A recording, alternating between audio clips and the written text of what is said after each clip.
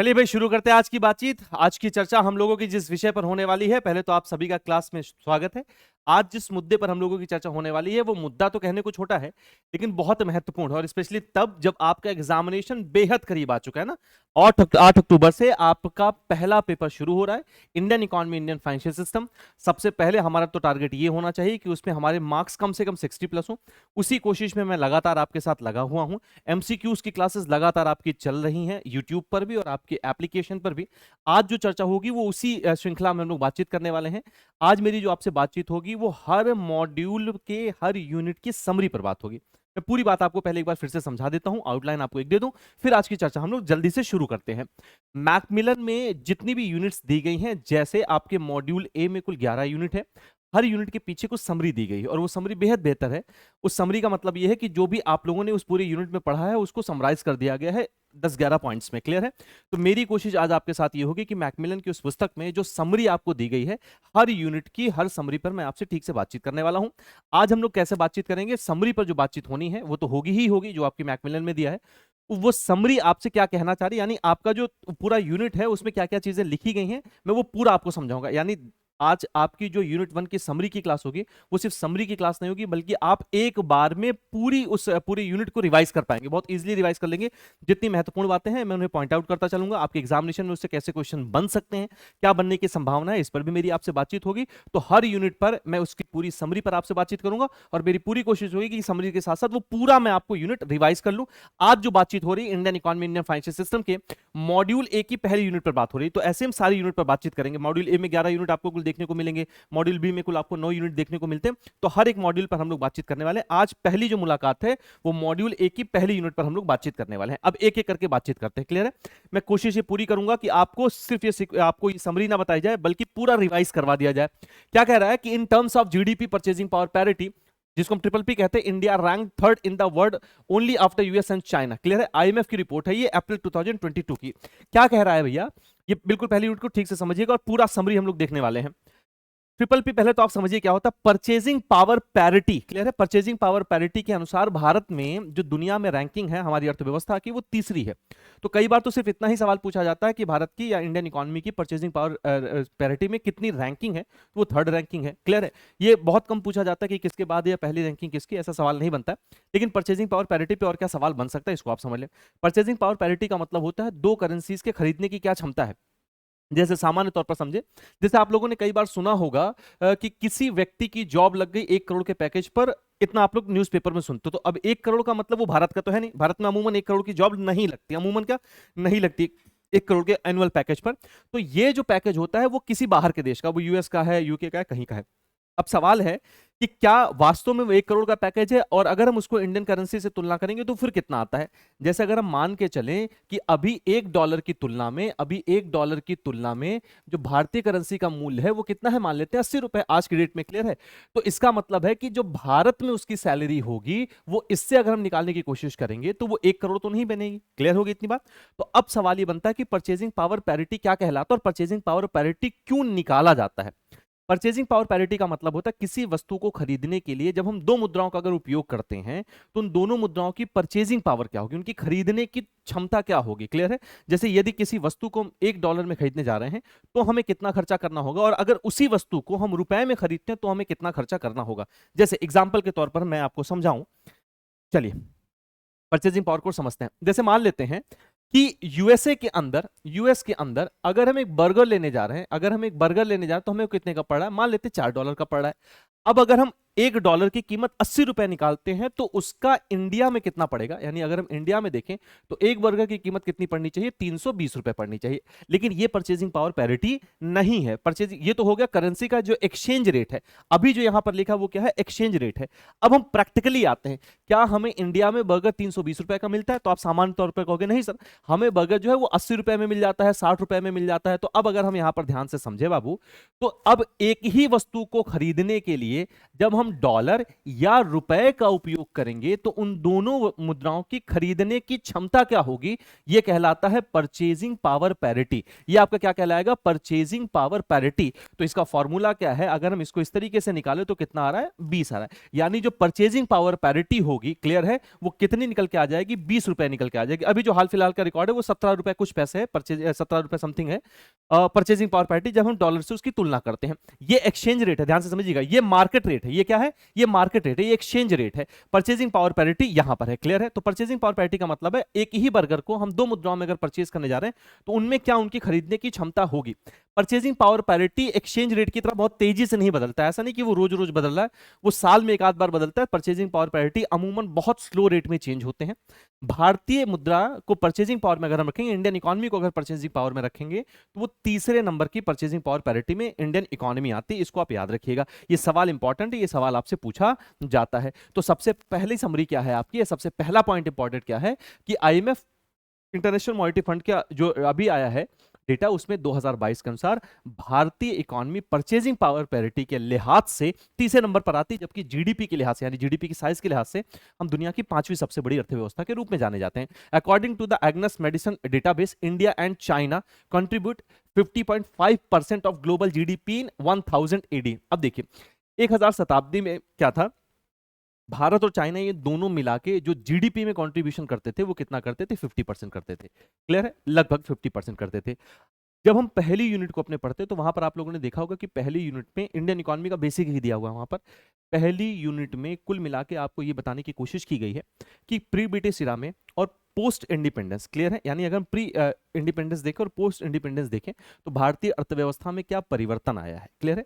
इन परिवर्तन में जब हम देखेंगे तो स्पेशली 1858 के बाद, और दो हिस्सों में अगर इसको हम बांटें, यानी 16वीं शताब्दी के बाद और 1858 के बाद देखें, जब कंपनी का दायित्व खत्म हो जाता है, जब कंपनी से शक्ति छीन ली जाती है और वो ब्रिटिश क्राउन में चला जाता है 1858 में, तो क्या क्या भारतीय अर्थव्यवस्था में परिवर्तन आ रहा है, स्पेशली जीडीपी ग्रोथ में क्या परिवर्तन आ रहा है, और इंटरनेशनल इकोनॉमी में इंडिया का पार्टिसिपेशन कितना है। तो धीरे धीरे धीरे धीरे धीरे पार्टिसिपेशन क्या होता चला जा रहा है, कम होता चला जा रहा है। इसकी सबसे बड़ी वजह यह रही कि जब हम कॉलोनाइजल स्टडी उसमें आते हैं, फेज में आते हैं, यानी जब ब्रिटिश भारत यहाँ पर बनता है और इंडस्ट्रियलाइजेशन में भारत पर कोई ध्यान नहीं दिया जाता, बल्कि ये इंडस्ट्रियलाइजेशन ब्रिटिश में ज्यादा देखा जाता है। तो भारत का जो जीडीपी में कंट्रीब्यूशन है, इंटरनेशनल जीडीपी में या जो अंतरराष्ट्रीय जीडीपी है, दुनिया की बाकी जीडीपी में जो भारत का कंट्रीब्यूशन है वो लगातार धीरे धीरे क्या होता चला जाएगा, कम होता चला जाता है। और एक समय आता है जब 4% या आप यूं कहें कि अप टू 5% तक ये रह जाता है। इसकी वजह सिर्फ इतनी थी कि भारत से जो रॉ मटेरियल है वो निकाला गया और उसको ब्रिटिश इंडस्ट्रियलाइजेशन में उसका खूब उपयोग किया गया है। दादा भाई नौरोजी नाम के एक अर्थशास्त्री, दादा भाई नौरोजी नाम के क्रांतिकारी, दादा भाई नौरोजी जी का आप लोगों ने खूब वर्णन इतिहास में सुना होगा, जिनको भारत का वयोवृद्ध नेता भी कहा जाता है। उन्होंने एक पेपर सबमिट किया जिसका नाम था ड्रेनेज ऑफ वेल्थ, क्लियर है। इसके साथ साथ एक किताब उनकी आती है, ये किताब खूब पूछी जाती है, poverty and un British rule in India, 1867 1868 के बारे में बात करती है। वैसे ये किताब पब्लिश हुई थी 1901 में, क्लियर है। तब इस किताब में जो भारत की पर कैपिटा इनकम तत्कालीन समय में लिखी गई थी वो हुआ करती थी 20 रुपए एनुअल। अभी हम लोग इस पर सारी बातचीत करेंगे। तो क्या कह रहा है कि भैया 1000 एडी में जो भारत और चाइना का कंट्रीब्यूशन था दुनिया की जीडीपी में, क्लियर है, वो कितना था, 50.5%। अब ध्यान से एक करके समझिएगा। As per the work of Cambridge economist एग्नस Maddison, India's share of global income was 23% in 16 AD. अब यहां पर ध्यान से देखिएगा, इन दोनों का मिला के कितना था, 50% था। लेकिन जब हम 16वीं शताब्दी में आते हैं, अब यहां से देखिएगा, यहां से भारत की जीडीपी में डिक्लाइन शुरू हो जाता है, क्योंकि भारत में अंग्रेजी साम्राज्य का शुरुआत होता है। शुरुआती दौर में सिर्फ व्यापार किया जाता है, लेकिन बाद में यहाँ के रॉ मटेरियल्स का खूब एक्सप्लॉयटेशन हुआ, खूब दोहन होता है, जिसका नुकसान भारत को आने वाले समय में उठाना पड़ता है, क्लियर है। चलिए देखते हैं। बट और ये शुरुआत होती है सुधार की जब हम 1991 का इकोनॉमिक रिफॉर्म पढ़ते हैं। तो इस यूनिट में आपको थोड़ा बहुत इकोनॉमिक रिफॉर्म की बात की जाती है, आगे चल के इकोनॉमिक रिफॉर्म को अलग अलग यूनिट्स में ठीक से समझाया गया है, क्लियर है।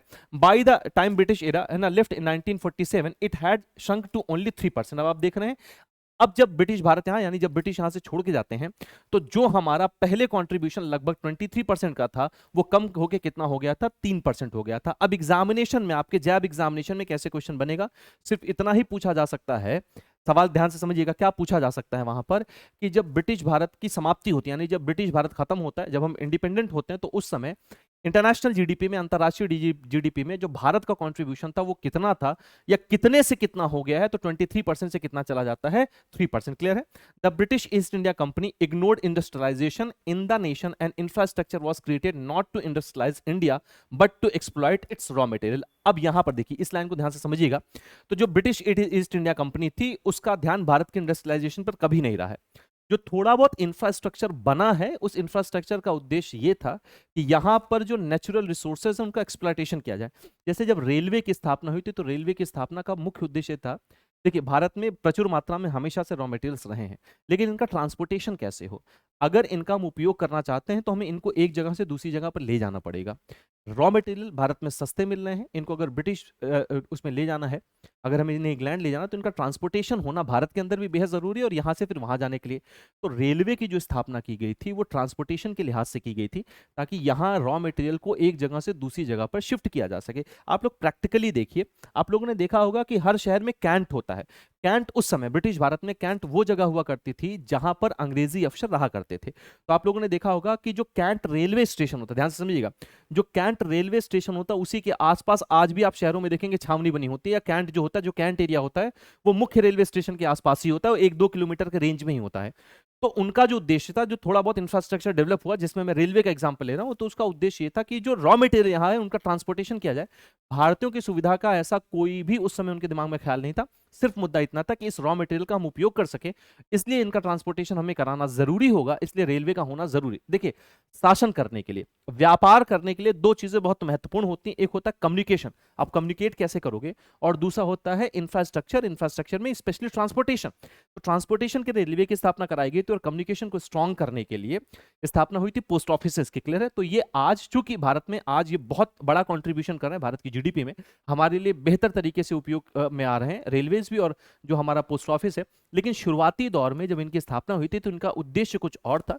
इनका उद्देश्य कतई भारतीयों का कल्याण उस समय नहीं था, इनका उद्देश्य था कम्युनिकेशन को स्ट्रॉन्ग किया जा सके, और जो रिसोर्सेज है भारत का उनका ट्रांसपोर्टेशन इजिली ब्रिटिशर्स कर सके। क्लियर है? तो यहां पर इंपॉर्टेंट जो आपके लिए पॉइंट है, वो पहला पॉइंट इंपॉर्टेंट है कि ट्रिपल पी होता क्या, purchasing power parity. Triple P पहले ध्यान से समझ लीजिएगा, एग्जामिनेशन में अगर क्वेश्चन पूछा जाएगा, क्योंकि हो सकता है एग्जामिनेशन में क्वेश्चन ट्रिपल पी पर पूछा जाए। ट्रिपल पी का मतलब होता है पब्लिक प्राइवेट पार्टनरशिप। क्लियर है? जहां पर सरकार और प्राइवेट संस्थाएं मिलकर काम करती हैं, पब्लिक प्राइवेट पार्टनरशिप कहा जाता है। भारत में जैसे आजकल जो भी इंफ्रास्ट्रक्चर डिजाइन हो रहा है वो इसी मॉडल पर डिजाइन हो रहा है, पब्लिक प्राइवेट पार्टनरशिप पे। तो आप जल्दबाजी मत करिएगा, ठीक से पढ़ लीजिएगा कि triple P model public private partnership पर बातचीत हो रही है या triple P purchasing power parity पर बात हो रही है, वो वहां पर आप लोग को ठीक से देखना है। ये नंबर्स आप, मैं कहूंगा कि थोड़ा याद रखिएगा, वैसे इन नंबर्स की सीधे सीधे पूछे जाने की संभावना आपके एग्जामिनेशन में थोड़ी सी कम है। ठीक है सर, आगे आते हैं। क्या है?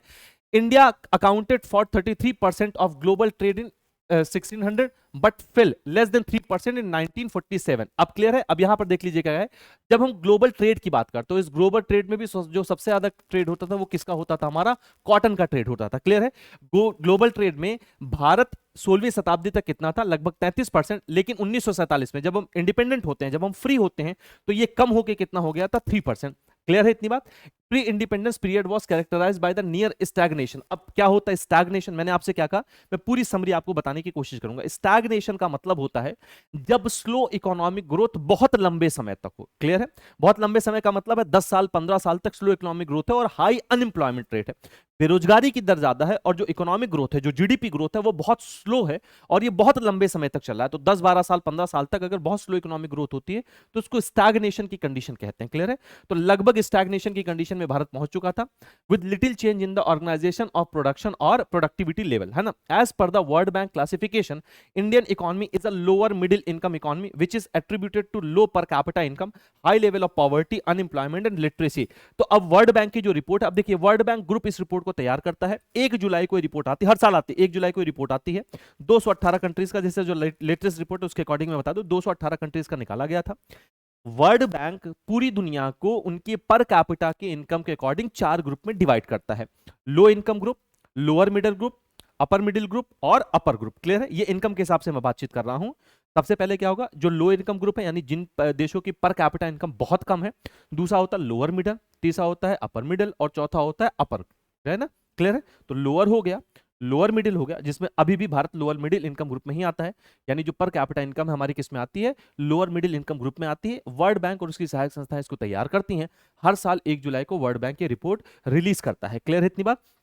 तो वर्ल्ड बैंक की रिपोर्ट के अनुसार जो वर्ल्ड बैंक का क्लासिफिकेशन है भारत के लिए, वो हम कैसे हैं, पर कैपिटा इनकम में लोअर मिडिल इनकम ग्रुप में आते हैं। क्लियर हो गई इतनी बात? अब दूसरी बात क्या कहा जा रहा है, जिसकी वजह से पावर्टी, अनएम्प्लॉयमेंट और जो कम लिटरेसी है वो केस देखा जाता है भारत में। Following independence and the started off the planning process, agriculture share decreased while the shares of industry and service increased. अब क्या हुआ, इंडिपेंडेंस के बाद भारत ने क्या किया, प्लानिंग प्रोसेस को शुरू किया और भारत में योजना आयोग की स्थापना होती। क्या होता है, योजना आयोग की स्थापना होती भारत में 1950 15 मार्च को। और भारत पंचवर्षीय योजनाओं को बनाना शुरू करता है, यूएसएसआर से लेता है। पंचवर्षीय योजनाएं क्या हैं, जो हमारे जो प्रायोरिटी सेक्टर हैं, हर पंचवर्षीय योजना में कुछ प्रायोरिटी सेक्टर्स को रखा जाता है जिन पर सरकार विशेष ध्यान देती है। पंचवर्षीय योजनाओं का सीधा सा मतलब यह है, आपके पास जो संसाधन उपलब्ध है उनका इस तरीके से यूटिलाइजेशन किया जाए ताकि उनसे मैक्सिमम आउटपुट हम ले सकें, जिसका परिणाम ये निकला कि भारत धीरे धीरे धीरे धीरे क्या है, ग्रो करना शुरू करता है। लेकिन इसमें क्या हुआ, जो भारत का इंडस्ट्री सेक्टर है वो बढ़ा, जो सर्विस सेक्टर है वो बढ़ा, लेकिन जो एग्रीकल्चर सेक्टर है वो धीरे धीरे क्या होता चला है, डिक्रीज होता चला गया। अब क्या हमेशा ये नकारात्मक होता है? क्या अगर हमारे जीडीपी में हमारे प्राइमरी सेक्टर का, जिसको हम एग्रीकल्चर सेक्टर भी बोलते हैं, अगर हमारे प्राइमरी सेक्टर का शेयर लगातार डिक्रीज हो रहा है तो क्या ये हमेशा नकारात्मक होता है? देखिए, किसी भी देश की अर्थव्यवस्था की वृद्धि का एक संकेत भी है कि वहां पर एग्रीकल्चर सेक्टर क्या होगा, डिक्लाइन करेगा। लेकिन जो इंडस्ट्रियल सेक्टर है, जिसको हम सेकेंडरी सेक्टर भी कहते हैं, और जो सर्विस सेक्टर है, जिसको हम टर्सरी सेक्टर के नाम से या तृतीय क्षेत्र के नाम से भी जानते हैं, उनमें हमेशा ग्रोथ देखी जाती है। देखिए होता क्या है कि जब हम इंडस्ट्रियल सेक्टर की ओर मूव करते हैं, जब या हम सर्विस सेक्टर की ओर मूव करते हैं, तो जो वर्कफोर्स हमारा एग्रीकल्चर सेक्टर में लगा हुआ था वो स्विच कर जाता है किस तरफ, या तो इंडस्ट्रियल सेक्टर की तरफ या तो फिर एग्रीकल्चर सेक्टर की तरफ। और इसका सीधा सा मतलब होता है वहां धन मिलने की ज्यादा संभावना होती है। वर्तमान समय में आज भी भारत में जो सबसे ज्यादा रोजगार अभी भी मिलता है वो एग्रीकल्चर सेक्टर में है। तो अगर आपसे सवाल इस तरह पूछा जाता है कि भारत में कौन सा सेक्टर सबसे ज्यादा एम्प्लॉयमेंट जनरेट करता है, रोजगार जनरेट करता है, तो आपके लिए आंसर अभी भी बनेगा क्या, एग्रीकल्चर सेक्टर। लेकिन एग्रीकल्चर सेक्टर के बाद जो दूसरे नंबर पर आता है एम्प्लॉयमेंट देने में, रोजगार जनरेट करने में, एम्प्लॉयमेंट जनरेट करने में, वो आपका इंडस्ट्रियल सेक्टर है, या जिसको आप सेकेंडरी सेक्टर के नाम से जानते हैं।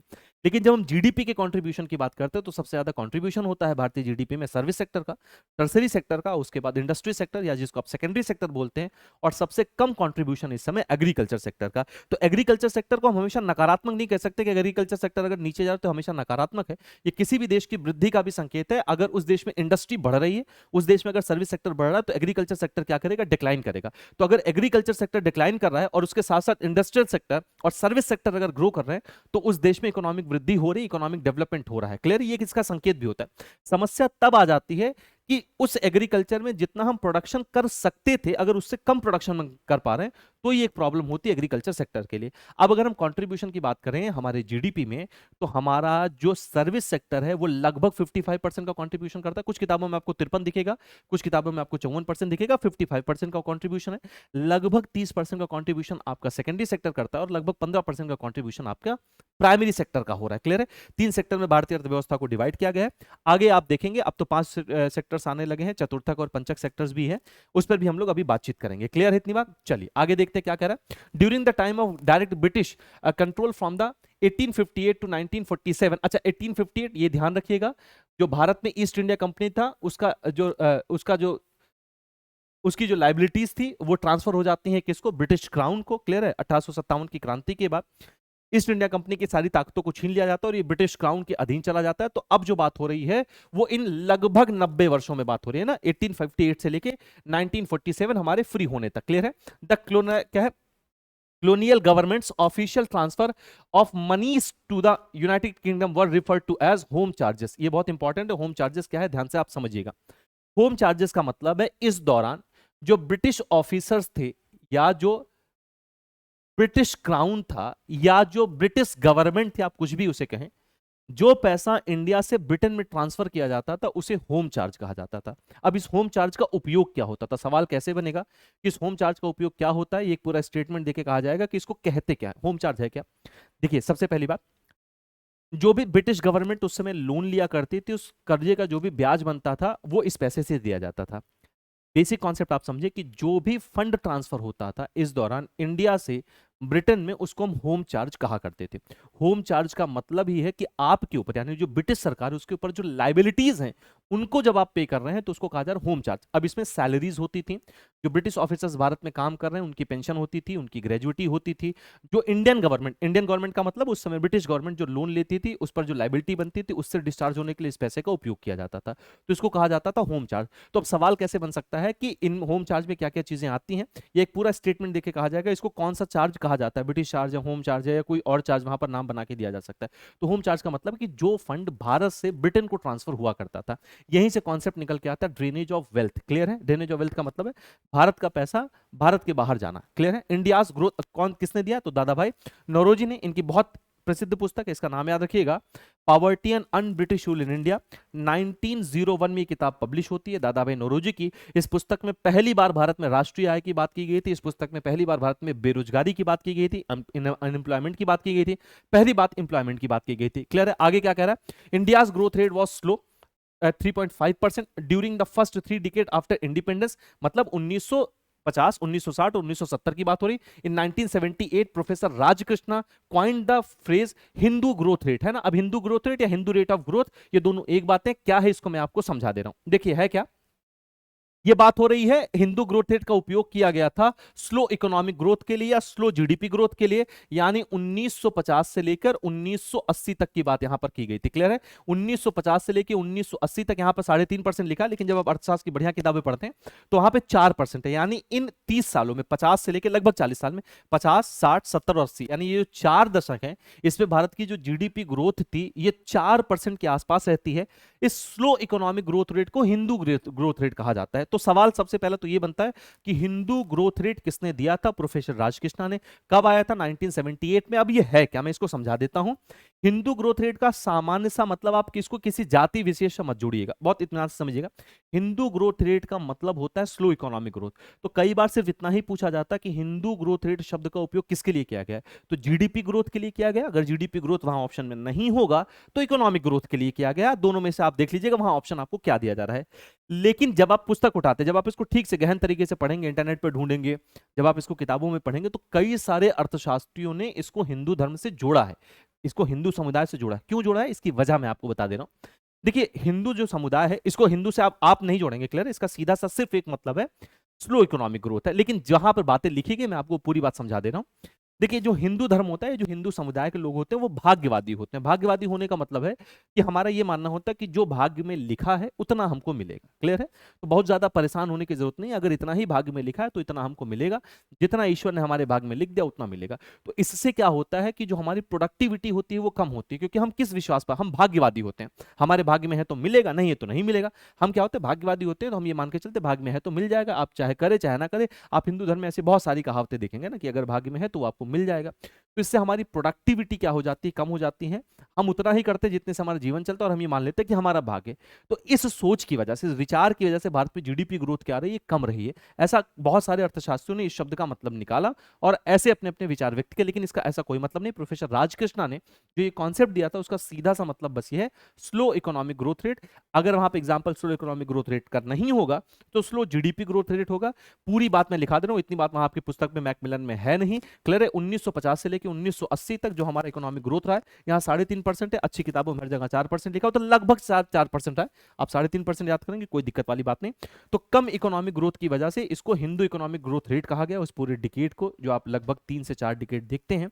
किसने दिया? प्रोफेसर राजकृष्णा ने। किससे संबंधित है? जीडीपी ग्रोथ से या इकोनॉमिक ग्रोथ से रिलेटेड है। फॉलोइंग द 1991 इकोनॉमिक रिफॉर्म, है ना, crisis, the implementation of reforms and the adoption of LPG. LPG का पूरा नाम क्या? Liberalisation, privatisation and globalisation. उदारीकरण इसको कहा जाता है, प्राइवेटाइजेशन को कहा जाता है निजीकरण, और ग्लोबलाइजेशन को कहा जाता है वैश्वीकरण। मैं तीनों का मतलब बता दे रहा हूं क्या है इकोनॉमिक रिफॉर्म के सेंस में। क्लियर है? इकोनॉमिक रिफॉर्म के सेंस में सीधा सीधा इसका मतलब ये है भैया, ग्लोबलाइजेशन का मतलब है इंडियन इकोनॉमी को इंटरनेशनल इकोनॉमी के साथ ऐड कर देना, लिंक कर देना उन्हें। प्राइवेटाइजेशन का मतलब है सरकार संस्थाओं में अपनी हिस्सेदारी को कम करे, डिसइन्वेस्टमेंट करे। और उदारवादी यानी लिबरलाइजेशन का मतलब है सरकार कोटा व्यवस्था और लाइसेंसिंग राज जो है उसको समाप्त कर रही थी, यानी सरकार कंट्रोल को कम कर रही थी ताकि प्राइवेट जो एंटाइटीज है वो फ्रीली कार्य कर सके। क्लियर है? तो एलपीजी एरा की शुरुआत होती है। एलपीजी एरा को राव मनमोहन मॉडल भी कहा जाता है, क्योंकि तत्कालीन समय में वीपी नरसिंह राव साहब हमारे प्रधानमंत्री थे, मनमोहन साहब वित्त मंत्री थे, नरसिंहा राव मॉडल भी इसको कहते हैं। 1991 का इकोनॉमिक रिफॉर्म के जो 3 इंपॉर्टेंट पिलर्स हैं वो लिबराइजेशन, प्राइवेटाइजेशन, ग्लोबलाइजेशन है। भारतीय अर्थव्यवस्था जीडीपी के साइज के हिसाब से दुनिया की 5वीं सबसे बड़ी अर्थव्यवस्था बनी है।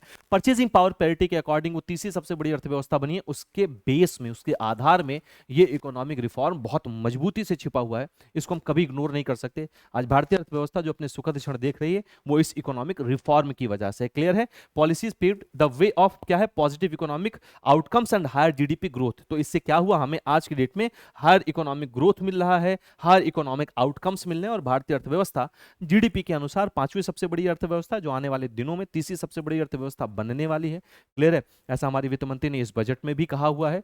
कोविड की वजह से टाइम पीरियड थोड़ा सा बढ़ा हुआ है।